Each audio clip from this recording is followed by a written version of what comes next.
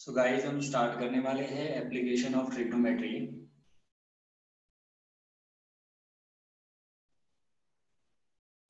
Application of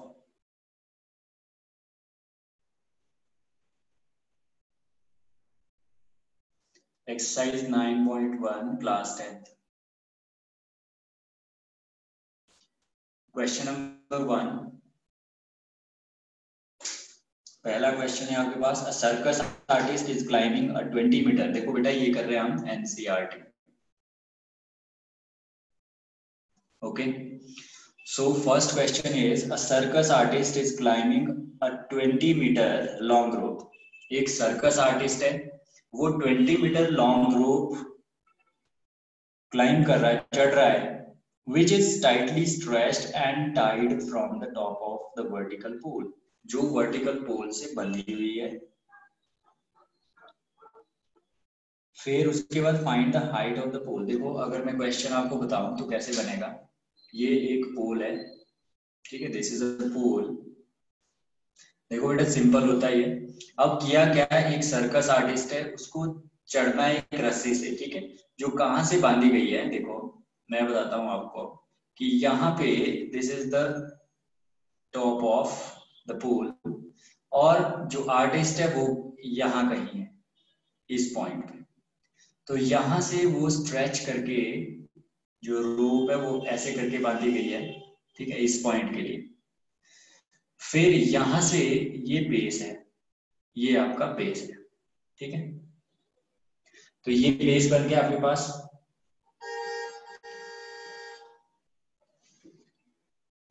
फिर होता क्या है कि 20 metre long rope, this is 20 metre, और यहाँ पे राइट एंगल ट्राइंगल होगा। अब होता क्या है कि आपको निकालना है पोल की हाइट। तो सबसे पहले हम इसकी नेमिंग कर देते हैं ए, बी एंड सी। सो यहाँ पे जब देखेंगे हम तो यहाँ पे होगा इन triangle A B C.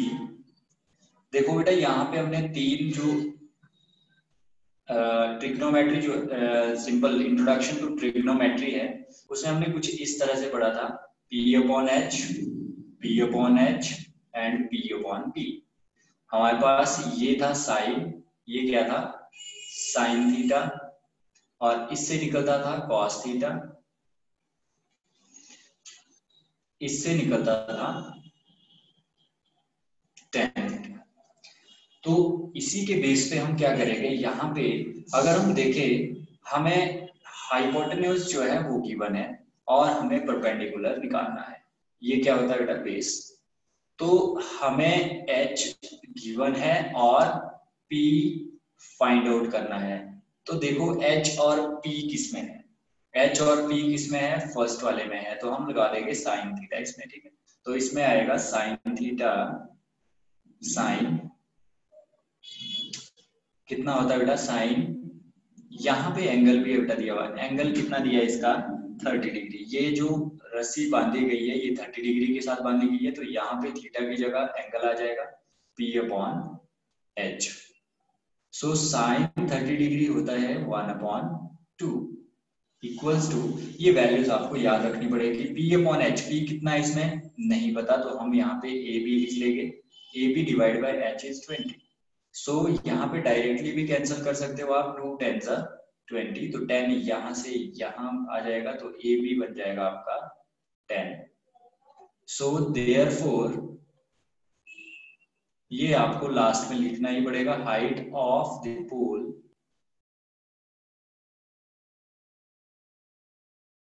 Is 10 metre is your answer. So question ज्यादा डिफिकल्ट नहीं है, इजी क्वेश्चंस है, इसको आप सिंपल तरीके से कर सकते हो। तो अब आगे बढ़ते हैं नेक्स्ट क्वेश्चन की ओर।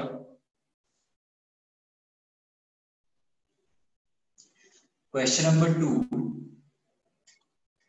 क्वेश्चन नंबर 2 में हमारे पास a tree breaks due to storm, a tree breaks due to storm and the broken part bends so that, देखो टूटता है ट्री, तो ट्री बना देते हैं पहले, इसका जो सॉल्यूशन रहेगा पहले ट्री बना देते हैं, ये ट्री है। अब मान लो हवा किधर से आई, हवा मान लो इधर से आई और ये टूट गया। ठीक है, टूट के क्या हुआ कि ये बैंड हुआ, मान लो यहां से इस पॉइंट से ये बैंड हो गया और इस तरह से गिर गया नीचे को, इस तरह से गिर गया। ठीक है, तो यहां से ये इसका बेस होगा। तो ये बोलता है कि सच दैट जो यहाँ पे इसका टॉप था, ये जब नीचे गिरा तो इसने यहाँ पे इसको टच किया। अगर यहाँ से यहाँ का डिस्टेंस देखे बेटा, वो क्वेश्चन में दिया गया है 8 मीटर। तो ये 8 मीटर है। इसे भी हमें क्या करना पड़ेगा, नेमिंग करनी पड़ेगी, ए बी सी और डी। तो ये हमने नेमिंग कर दी। अब इस नेमिंग के बेस पे हम क्या करेंगे, अब अगर देखा जाए हाइट ऑफ द ट्री निकालनी है आपको, क्या निकालनी है,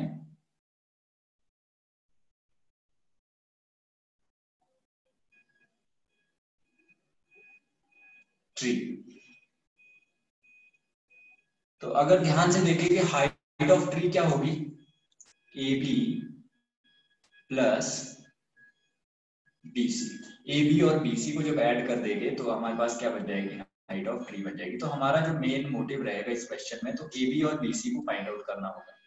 तो ए बी और बीसी को फाइंड आउट कैसे करेंगे, देखो सबसे पहले हम लेते हैं ट्राइंगल।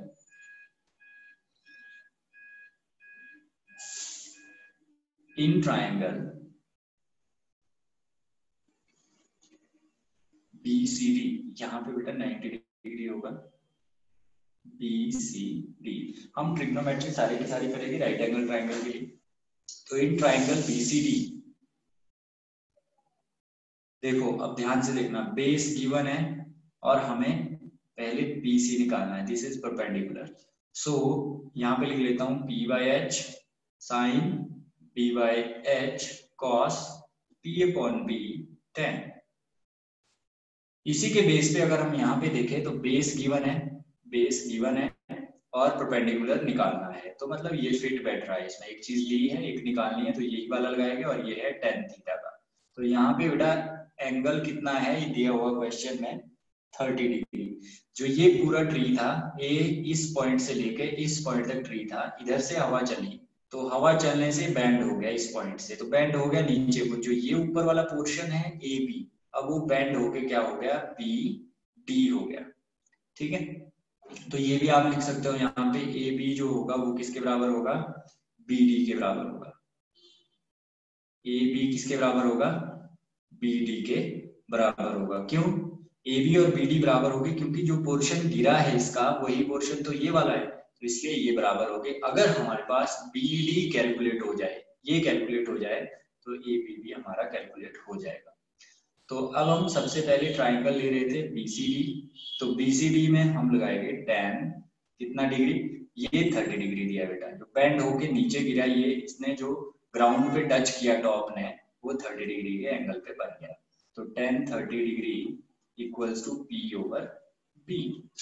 tan 30 डिग्री होता है 1/√3 इक्वल्स टू P। परपेंडिकुलर क्या है यहाँ पे, BC और बेस हमें 8 दिया है। तो यहाँ से BC अगर कैलकुलेट कर देंगे, यहाँ से ये हो जाएगा क्रॉस मल्टीप्लाई। तो क्रॉस मल्टीप्लाई कब होता है, जब बीच में इक्वल्स टू होता है। तो यहाँ पे बनेगा 8 इक्वल्स टू BC इंटू √3। तो BC यहाँ से जब कैलकुलेट करोगे तो ये आ जाएगा 8/√3। अब आपको क्या करना है, इसको मान लो आपने ले लिया नंबर 1। अब आप क्या करोगे, इसी वाले में, इसी में आप निकालोगे BD। तो अब देखो दिया क्या है, B, निकालना क्या है, अब H निकालना। तो B और H किसमें है बेटा, ये वाला यहाँ पे B और H।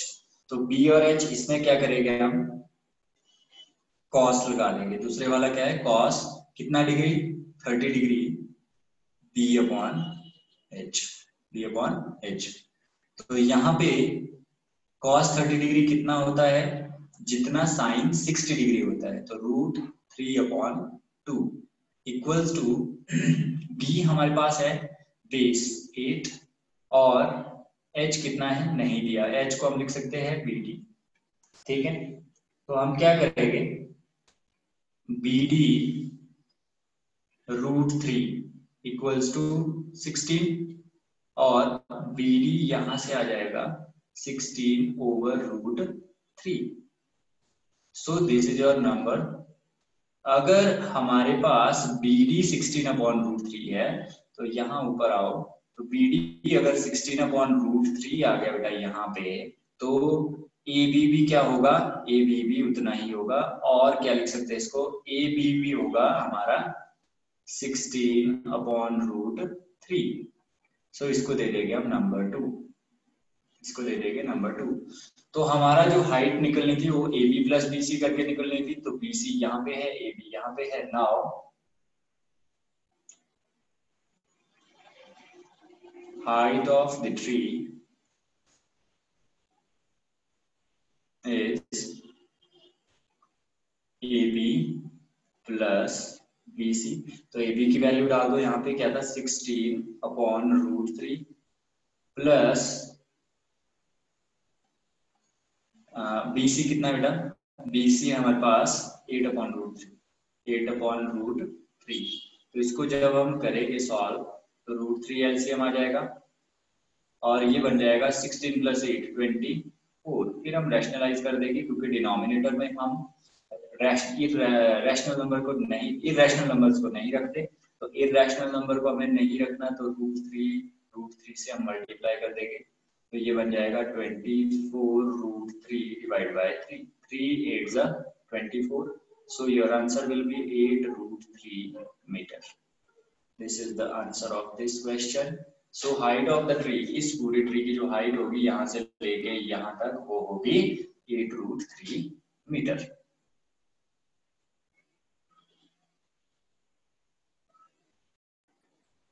So third question, a contractor plans to install 2 slides for the children to play in a park। ये 2 स्लाइड्स बेटा हमने बना के रख दिया आपके लिए।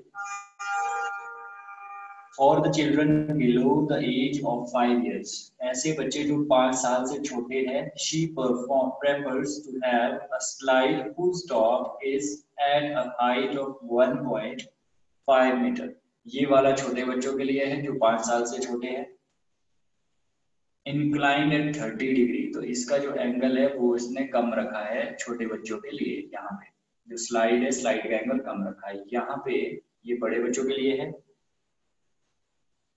Whereas for elder children, she wants to have a steep slide। ये वाला थोड़ा खड़ी स्लाइड, थोड़े बड़े बच्चे हैं, at the height of 3 meter and inclined at the angle of 60 degree। So what should be the length of the slides in each case। आपको length निकालनी है स्लाइड की, ये वाली भी और ये वाली भी। तो हम इस क्वेश्चन को डिवाइड कर लेते हैं इस तरह से। यहाँ पे हम सॉल्व करेंगे। देखो निकालना दिया क्या है बेटा, दिस इज कॉल्ड परपेंडिकुलर, और निकालना क्या है h। तो फिर से लिख लेते हैं, यहाँ पे P/h साइन होता है, P/h कॉस होता है और P/b tan होता है। तो यहाँ पे P/h, क्योंकि एक चीज दी है एक आपने निकालनी है, तो P/h की फॉर्मूला यूज होगा साइन कितना degree 60 degree, sine 60 degree. P/h sine 60 degree होता है √3/2 equals to P/h। So P/h is P कितना दिया है 3 और h दिया है आपको कितना नहीं दिया, तो AC लिखना पड़ेगा यहाँ से। AC √3 इक्वल्स टू 6 और AC आपका आ जाएगा 6/√3। फिर से इरेशनल नंबर आपके डिनोमिनेटर में आ गया तो आपको रैशनलाइज करना पड़ेगा, √3 डिवाइडेड बाय √3। तो ये बन जाएगा 6√3 डिवाइडेड बाय 3, तो 3 2 6। सो यहाँ पे लिख लेना बेटा height of the slide for Elder children. ठीक है, तो कितना है 2√3 मीटर। अब आते हैं छोटे वाले को। छोटे वाले को क्या करना है आपने, यहाँ पे भी सेम लगेगा, हमें पी लिया है और एच निकालना है, हाइपोटेन्यूज निकालना है। इसको क्या बोलते हैं, पी आर को, इसको बोलते हैं हम हाइपोटेन्यूज, इसको क्या बोलते हैं बेस, और इसको क्या बोलते हैं परपेंडिकुलर। तो इसमें परपेंडिकुलर दिया है और एच निकालना है, तो पी और एच किसमें आ रहे बेटा, फर्स्ट वाले में, ये होता है साइन का फॉर्मूला। तो यहाँ पे हम क्या लिखेंगे, साइन कितना degree, 30 degree P upon H. Sine 30 degree होता है 1/2 और पी अपॉन एच हमारे पास आएगा 1.5 डिवाइडेड बाय एच हमारे पास कितना है नहीं पता, तो पी आर ये लिखना पड़ेगा। तो ये बन जाएगा P R equals to 1.5 multiply by 2, so P R will become 3.0, so PR will be 3 meter. Therefore, height of the slide for children less than the age of 5 years, ठीक है, जो 5 साल से छोटे, ये पूछा था ना, less than below the age of 5 years, ठीक है, तो below the age of 5 years कितनी आएगी, 3 meter is your answer.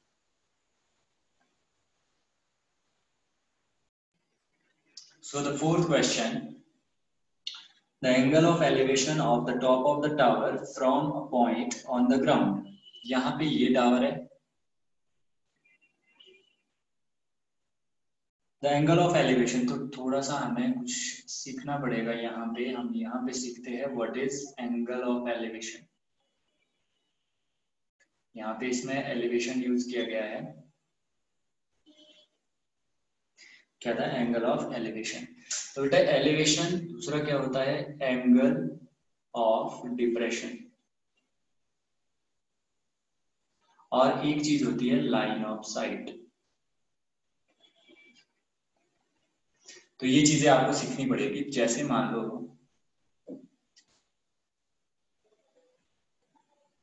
ये ग्राउंड है, ये ग्राउंड है, यहाँ पे एक बिल्डिंग है, क्या है ये,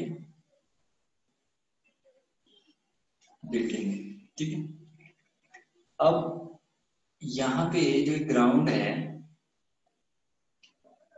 यहाँ पे मान लो ये बिल्डिंग का टॉप है, पर्सन यहाँ पे इस पॉइंट पे, ठीक है, पर्सन इस पॉइंट पे खड़ा है, इस पॉइंट पे मान लो उसकी आंख है। तो यहां से अगर वो टॉप ऑफ द बिल्डिंग के लिए देखता है, यहाँ के लिए देखता है, तो जब नीचे से ऊपर को देखा जाता है, this is called angle of elevation.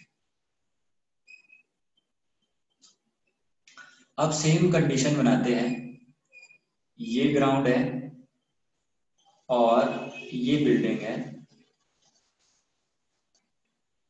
ये बिल्डिंग है। अब क्या है, यहाँ पे एक कार है, यहाँ पे कार है, यहाँ पे पर्सन खड़ा है बिल्डिंग पे, और उसकी आई इसको यहाँ के लिए देख रही है, यहाँ के लिए देख रही है, ठीक है। अब हुआ क्या कि उसकी आई नीचे को देख रही है, तो नीचे को जो एंगल बना, this is called angle of depression. क्या बोलेंगे इसको, एंगल ऑफ।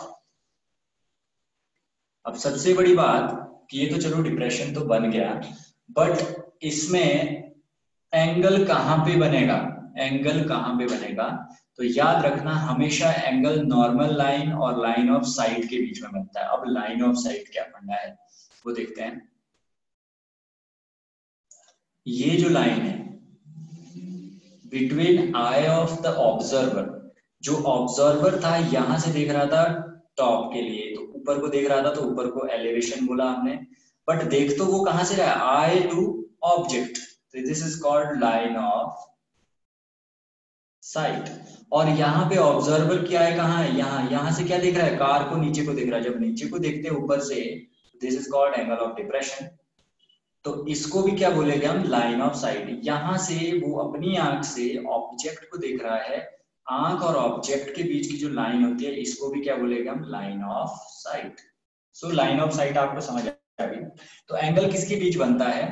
नॉर्मल जो लाइन होती है आपकी, यहाँ पे फर्स्ट वाले केस में आओ, जो मैंने एलिवेशन का बताया ये वाला केस, इसमें ऑब्जर्वर की आई इस पॉइंट पे है, तो आई से नॉर्मल लाइन ये वाली गई आगे, और लाइन ऑफ साइट ये ऊपर वाली गई, तो एंगल कहाँ बनेगा? यहाँ पे बनेगा।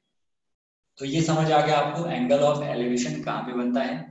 अब वैसे ही हम सीखेंगे यहाँ पे कि एंगल ऑफ डिप्रेशन कहाँ पे बनता है। इस टाइम सेकंड केस में आओ, इसमें देखो आई यहाँ पे है, आई यहाँ पे है उसकी, तो आई के बीच में अब क्या होगा, यहां से उसकी नॉर्मल लाइन जाएगी आगे, ये नॉर्मल लाइन जाएगी, तो एंगल कहाँ बनेगा? ये आपकी लाइन ऑफ साइट है, तो इसके बीच में आपका एंगल बनेगा यहाँ पे थीटा। अब एक बात ध्यान रखना कि अगर हम ध्यान से देखें तो अगर ये एंगल थीटा है तो ये भी कितना होगा?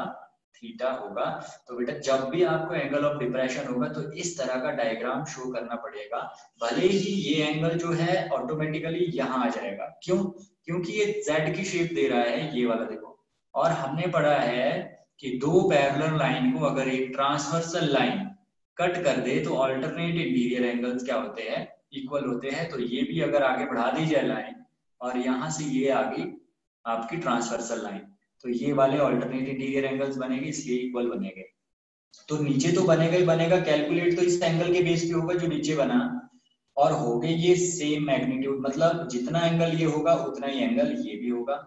बट यहाँ पे सीखने वाली बात ये है कि आपको डायग्राम में ऐसे भी शो करना पड़ेगा, कि तभी पता लगेगा कि ये एंगल ऑफ डिप्रेशन है या फिर एलिवेशन है। क्योंकि एलिवेशन भी नीचे आ गया आपका, डिप्रेशन भी नीचे आ गया, बट कैसे आया? पहले आपने यहाँ पे दिखाया, उसी बेस पे यहाँ आया, बट कैलकुलेशन जो होगी वो इस राइट एंगल ट्राइंगल के अंदर होगी। अब एंगल कैसे पता लगेगा? जो एंगल यहाँ पे होगा वही एंगल यहाँ पे होगा। तो ये था हमारा angle of elevation, depression and line of sight.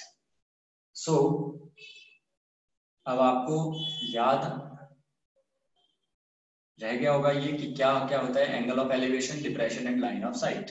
So इस क्वेश्चन पे आते हैं, यहाँ भी क्या बोलता है ये, इस क्वेश्चन में बोलता है कि एंगल ऑफ एलिवेशन मतलब ऊपर को देख रहा है, तो सीधा सीधा हमारा एंगल यहीं पे बनेगा। कितना एंगल ऑफ एलिवेशन दिया हुआ?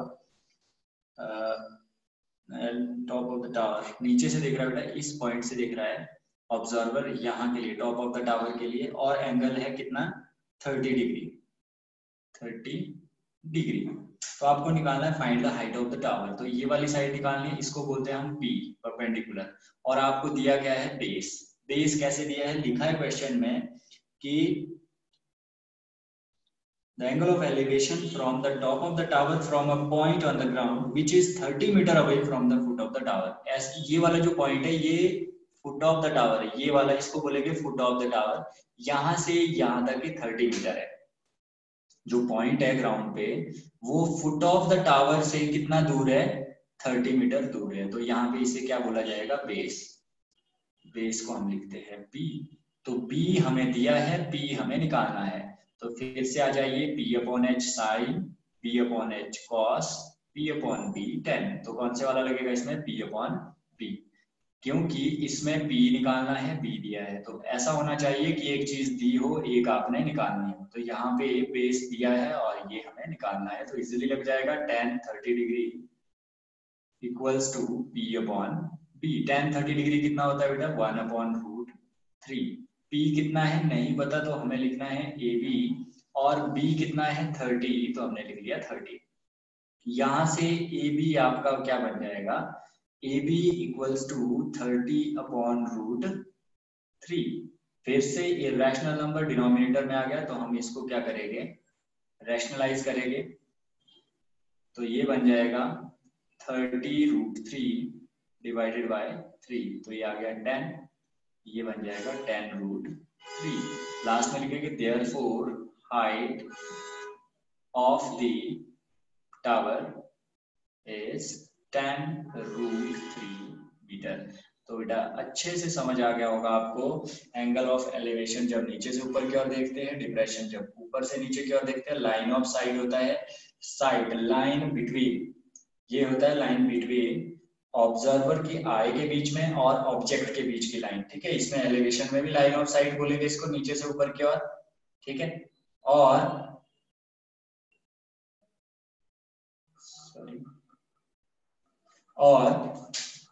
क्या बोलेंगे, इसको भी क्या बोलेंगे हम, जो ऊपर से नीचे की ओर है इसको भी हम लाइन ऑफ साइट ही बोलेंगे। तो ये चीज समझ आ गई होगी। अब मूव करते हैं नेक्स्ट क्वेश्चन की ओर। चलिए नेक्स्ट क्वेश्चन करते हैं, क्वेश्चन नंबर 5। क्वेश्चन नंबर 5 में बोलता है kite is flying at a height of 60 metre. यहाँ पे काइट आप देख सकते हैं, काइट फ्लाई कर रही है 60 metre above the ground. This is the level of ground, this is the level of ground. ये ग्राउंड है, इस ग्राउंड से ऊपर वो कितनी जा रही है, 60 मीटर। मतलब यहाँ से यहाँ तक हाइट हम हमेशा परपेंडिकुलर देखते हैं, मतलब सीधा देखते हैं, बिल्कुल टेढ़ा नहीं देखते। तो यहाँ से हाइट होगी बिल्कुल सीधी परपेंडिकुलर हाइट, 60 मीटर ऊपर को जा रही है। द स्ट्रिंग, स्ट्रिंग क्या हो गया, स्ट्रिंग ये वाली बेटा, ये वाली, ठीक है। String attached to this, string क्या बोल सकते हैं आप इसको, जो काइट में धागा लगता है वो भी बोल सकते हैं। attached to the kite is temporarily tied to a point on the ground, ground पे बांधा गया है यहाँ पे, ठीक है। और यहाँ से इसको उड़ाया गया, इस तरह से उड़ी है। और अगर सीधा देखा जाए यहाँ इस पॉइंट से तो 60 मीटर ऊपर। The inclination of the string, inclination का मतलब होता है बेटा जैसे एक लाइन ये गई, एक लाइन ये आई, तो जहां पे ये आपस में मिली तो वहां पे इंक्लाइंड एंगल जो है, वैसे ही ये और ये वाली लाइन और ये वाली लाइन, इनका जो बीच का एंगल है वो कितना है, angle of inclination is 60 degree, ठीक है। कितना है, 60 डिग्री।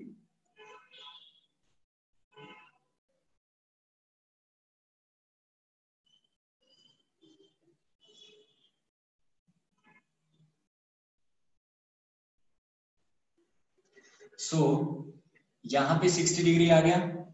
अब पूछा है assuming that there is no slack in the string, और आपको निकालना है लेंथ ऑफ स्ट्रिंग, मतलब ये चीज निकालनी है, इसको क्या बोलते हैं हम, हाइपोटेन्यूज। तो स्ट्रिंग भी बोलेंगे इसको, क्योंकि स्ट्रिंग है ये, तो हाइपोटेन्यूज जितना होगा उतनी ही स्ट्रिंग होगी। तो यहाँ पे क्या बोलता है कि आपको ये जूम करना है कि कोई स्लैक नहीं है स्ट्रिंग में, मतलब स्ट्रिंग में कोई फोल्ड नहीं है, धागे में कोई भी फोल्ड नहीं है, बिल्कुल स्ट्रेट है, बिल्कुल धागा जो है बिल्कुल स्ट्रेट है। तो अगर फोल्ड होगा तो हम एक्चुअल लेंथ इसकी नहीं निकाल पाएंगे, इसलिए ये जूम करने को बोला है कि इसमें कोई भी स्लैक नहीं है। तो बिल्कुल सिंपल है, आपको पी दिया है और आपको एच निकालना है। पी और एच किस में होता है बेटा, साइन में होता है। देखो पी अपॉन एच क्या होता है, साइन। पी अपॉन एच क्या होता है, कॉस। पी अपॉन बी क्या होता है, टेन। सो साइन है पी अपॉन एच, तो साइन लगा देंगे इसमें। अब क्यों लगाया, क्योंकि देखो P जो है हमारा परपेंडिकुलर वो गिवन है और H हमें फाइंड करना है।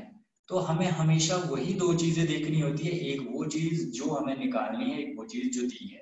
अगर वो फिट बैठ रही है तो वही वाला उसमें लगाया जाएगा। इसमें एक चीज दी है, एक निकालनी है, इजीली निकल जाएगा। अगर हम कोई ऐसा यूज करते हैं जिसमें दोनों चीजें नहीं दी, मान लो ये यूज करते हैं, इसमें ना तो बेस दिया है और ना ही हाइपोटेन्यूज दिया, तो ये नहीं लग सकता। इसमें परपेंडिकुलर दिया है बट बेस निकलेगा, बट हमें बेस नहीं पूछा गया, हमें हाइपोटेन्यूज पूछा गया, तो ये वाला फिट है। तो साइन 60 डिग्री, ठीक है, साइन 60 डिग्री, साइन 60 डिग्री हमारे पास कितना आ जाएगा, साइन 60 डिग्री होता है आपका √3/2। यहाँ पे लिख लेते हैं पहले p upon B, sine 60 degree √3/2 equals to p upon B. p कितना लिया है 60, b हमें सॉरी सॉरी सॉरी सॉरी, ये क्या लिख लिया, p अपॉन h। तो h कितना है हमारे पास, ac। So ac √3 equals to 120 and AC √3, AC यहीं पे रहेगा, ये बन जाएगा 120 divided by √3। So AC equals to 120 divide by √3। फिर से रैशनल नंबर डिनोमिनेटर में आ गया, आपको रैशनलाइज करना पड़ेगा, तो ये बन जाएगा 120 √3/3। तो जब 3 से कट करेंगे तो 40 आएगा। तो यहाँ पे लिख लेंगे therefore length of the string is 40 √3 metre. meter is your answer. So now move to the next question. So let's talk about question number 6. A 1.5 meter tall boy is standing at some distance from a 30 meter tall building. ये यहाँ पे बनाई गई है building, कितनी बड़ी है ये? 30 मीटर, ठीक है। और एक लड़का है, वो यहाँ पे बनाया गया है कितना? 1.5 मीटर टॉल। अब लड़के की आई कहाँ पे होगी? यहाँ पे होगी, इस पॉइंट पे। और वो क्या कर रहा है? The angle of elevation from his eye to the top of the building, यहां से लेके यहाँ के बीच में, देखो यहां से उसके आंख और टॉप ऑफ द बिल्डिंग के बीच में जो एंगल बन रहा है वो इंक्रीज हो जाता है। कब? जब लड़का यहां से चल के लगभग यहां तक आ जाता। हमें नहीं पता कितना डिस्टेंस इसने कवर किया, बट आया ये पैदल यहां से चल के यहां तक, फिर वो दोबारा से देखता ऊपर को। अब जब लड़का, देखो this is the present,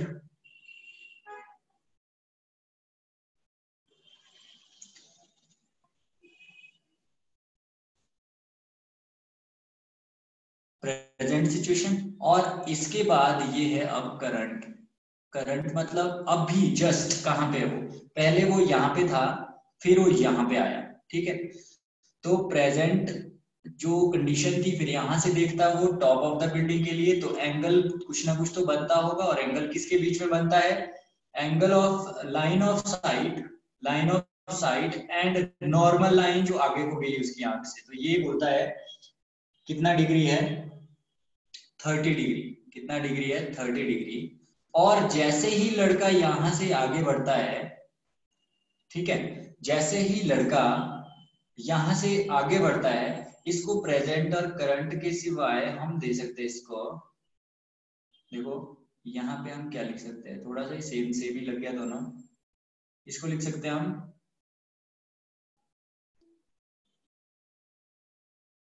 condition 1। This is condition 1। अब जब लड़का यहां से यहां तक चल के आए, इस पॉइंट तक, तो ये रख देते हैं कंडीशन 2, ठीक है। तो लड़का पहले इस पॉइंट पे था, अब लड़का इस पॉइंट पे पहुंच चुका है, तो अभी उसकी आई होगी यहां से, और फिर से उसने ऊपर को देखा। अब जितना कोई क्या होगा, ऑब्जेक्ट के नजदीक पहुंचता जाएगा उतना उसका एंगल इंक्रीज होगा, क्योंकि यहाँ पे 90 डिग्री है। तो इस पॉइंट पे कैसे बना एंगल बेटा? उसने आंख से देखा ऊपर को, और आंख से नॉर्मल लाइन आगे बनानी पड़ेगी। मैंने क्या बोला था? एंगल जो बनता है वो बनता है between normal line and line of site के बीच में, तो 30 डिग्री। अभी भी उसकी आंख यहाँ पे है, तो उसको नॉर्मल लाइन आगे तक बनानी पड़ेगी। ये उसकी नॉर्मल लाइन आई, और this is the line of site, इसके बीच में बना। अब एंगल 30 डिग्री से 60 डिग्री इंक्रीज हो गया। तो ये फाइनल डायग्राम हमारा बन गया। ये आपको अच्छे से समझ आ गया होगा। अब हम इसको शुरू करते हैं। पूछा क्या गया है? इसमें पूछा गया है कि find the distance walked by the boy. आपने डिस्टेंस कौन सा निकालना है बेटा? यहां से लेके वो यहां से लेके यहां तक कितना डिस्टेंस चला। तो इसकी नेमिंग कर लेते हैं। मान लो this is point A, this is point B, this is C and this is D. ये पॉइंट हमने दे दिए इनको A, B, C and D. अब हम क्या करेंगे? हमें जो निकालना है वो निकालना है सी डी। क्या निकालना है बेटा? C D. हमें निकालना है सी डी। सी डी निकालना है। जितना उसने डिस्टेंस यहां से लेके यहां तक चला, इस पॉइंट से लेके ये वाला, पहले वो करंट पोजीशन यहाँ पे था कंडीशन 1 में, अब वो यहाँ पे है, तो बिल्डिंग की ओर चला, कितना चला वो निकालना है। तो हमें निकालना है सी और डी का डिस्टेंस। तो हम इजिली निकाल देंगे। अगर हम देखें पूरा ये क्या है? B D. पूरा ये क्या है? B D. अगर हम पूरे में से बी डी में से बीसी को लेस कर दे, इतना सा पोर्शन लेस कर दे, मतलब बीसी को हम लेस कर दे, तो हमारे पास सीडी बच जाएगा। यहाँ से हमारा क्वेश्चन हो गया सॉल्व। अब हम काम करना है। एक बात सुन लेना कि क्लास 10th में क्लास 10th में ज्यादा से ज्यादा आपको 2 राइट एंगल ट्रायंगल का ही क्वेश्चन पूछा जाता है, राइट एंगल ट्रायंगल का क्वेश्चन पूछा जाता है। सिर्फ जैसे यहाँ पे एक बन रहा है ए, फिर बी, फिर सी, और यहाँ पे मैं एक बात बता दूं आपको कि यहाँ पे इसके लिखने का कोई मतलब नहीं है बी, सी एंड डी का, क्योंकि हमें ये कहाँ पे लिखना है जहां हमें इसकी जरूरत है। इसकी जरूरत कहाँ है, क्वेश्चन सॉल्व होगा यहाँ पे। ए ये पॉइंट है, सॉरी, ए ये पॉइंट है, बी ये लेना पड़ेगा बेटा, सी ये लेना पड़ेगा और डी ये लेना पड़ेगा नीचे की साइड से। अब यहाँ से नीचे के लिए क्वेश्चन नहीं होगा, ये अब काम का नहीं रहा, क्वेश्चन होगा यहाँ से ऊपर वाले के लिए।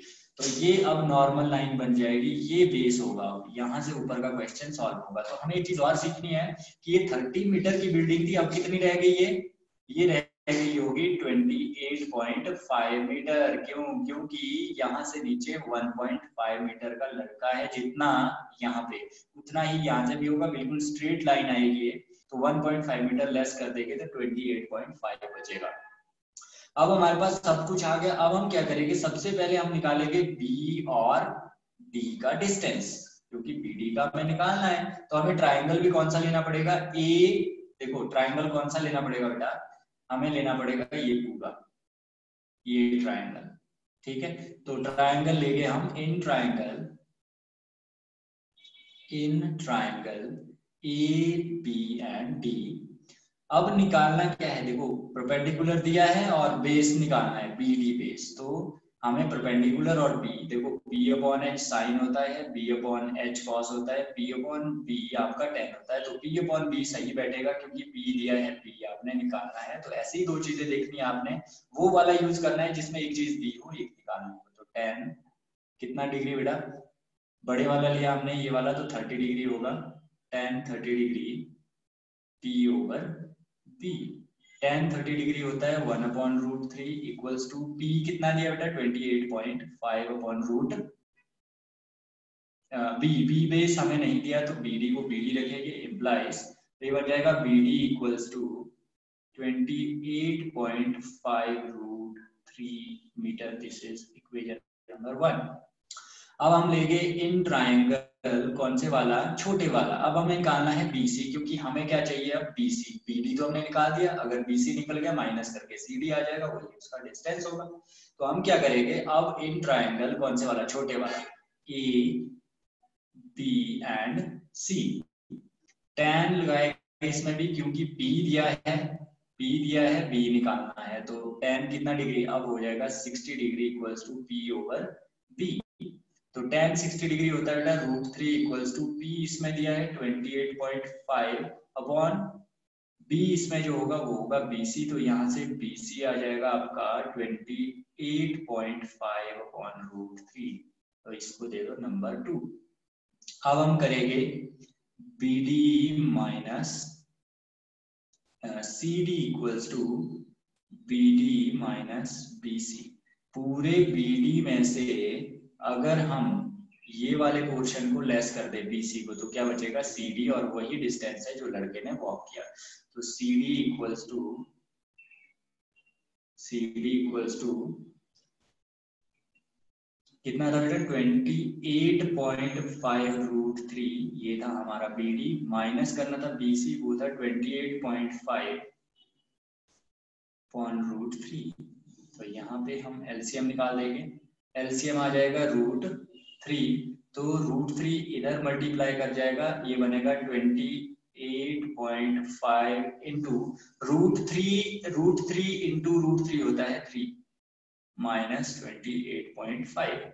जब मल्टीप्लाई करेंगे तो क्या बनेगा, ये मल्टीप्लाई करके अगर हम ध्यान से देखें तो अब इसको थोड़ा सा इरेज करते हैं। देखो ये मिटा देते हैं अब, ठीक है। यहाँ पे करते हैं इसको सॉल्व। सो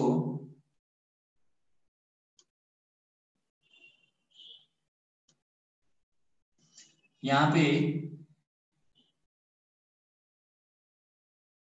आएगा हमारे पास, अब क्या था, अच्छा ये वाला स्टेप था, इसके बाद हमने करना है तो हम करते हैं 28.5 into 3 5 are 15, 3 8 are 24, 25, 3 2 are 6 plus 2 85.5 क्या आएगा 85.5 minus 28.5 डिवाइडेड बाय √3।